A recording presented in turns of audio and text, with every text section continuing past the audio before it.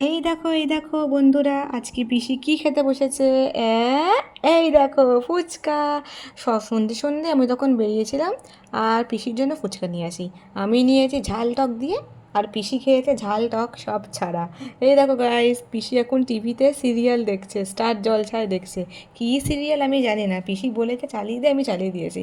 এই দেখো গাইস, পিসি খাচ্ছে।